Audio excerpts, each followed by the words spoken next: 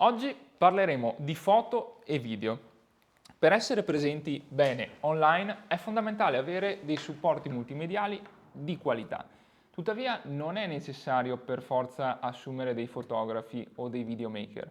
Siamo in grado di fare dei supporti sufficientemente validi anche con pochi e semplici strumenti. Vediamo quali. Il principale strumento che dovete utilizzare è il vostro telefono. Vi consigliamo in questo caso di investire un attimino nella scelta anche del telefono e comprare uno smartphone che abbia, diciamo, delle specifiche tecniche medio elevate, soprattutto per quello che riguarda la fotocamera, che appunto sarà il vostro principale strumento per riprendere i vostri piatti, le vostre lavorazioni e la vostra attività. Non sottovalutate le potenzialità di un buon telefono. Ci sono fotografi, anche di fama internazionale, che organizzano veri e propri workshop di fotografia con smartphone. Il secondo strumento che vi consigliamo di procurarvi è un cavalletto.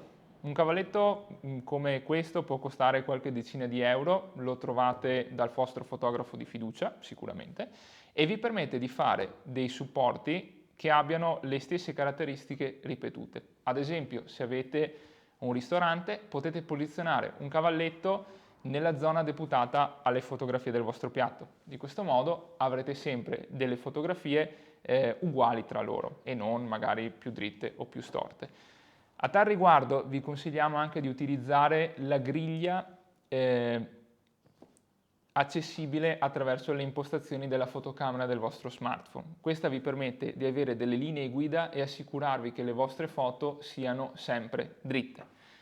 Un'ultima cosa molto importante per la produzione di buoni scatti, sia foto sia video, è la luce. Cercate di evitare di mettervi ovviamente contro luce per non avere delle foto troppo scure. Possibilmente cercate di utilizzare luce naturale, quindi magari posizionatevi vicino a delle finestre. Potete anche darvi una mano con questi strumenti.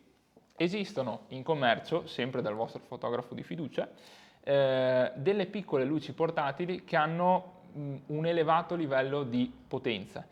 Potete anche regolare molto spesso anche la temperatura della luce. Cosa vuol dire?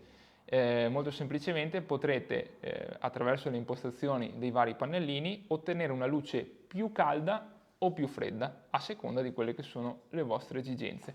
Pochi semplici strumenti per riuscire a produrre anche in casa dei supporti fotografici sufficienti per la vostra attività. Mi raccomando, tenete anche sempre bene a mente dove andranno pubblicati i vostri scatti, se li volete utilizzare per Google, se li volete utilizzare per i social network o se li volete utilizzare per altri supporti. Cercate di visualizzare il risultato finale e capire se le foto che andate a realizzare hanno senso oppure necessitano di revisione.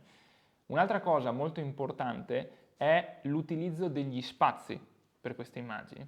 Mi spiego, se volete utilizzare la vostra foto per ad esempio un vostro menu, assicuratevi che ci sia sufficiente spazio vuoto attorno ai soggetti per permettervi di inserire qualche scritta. Un'altra cosa importante da tenere bene a mente è la tutela dei diritti di autore. Per i video, ma anche se volete fare magari degli slideshow con una musica, mi raccomando, non potete utilizzare la vostra canzone preferita perché quasi sicuramente questa canzone sarà protetta da diritti d'autore. Quindi quello che può succedere è che il vostro supporto venga messo offline da YouTube, da Google, piuttosto che dai social network, che non permettono l'utilizzo di materiali protetti da diritto d'autore. Ricordatevi sempre che i vostri potenziali clienti, quelli che potete raggiungere online, non necessariamente vi conoscono. Quindi avere dei supporti anche validi dal punto di vista fotografico può fare la differenza nel fare una buona impressione.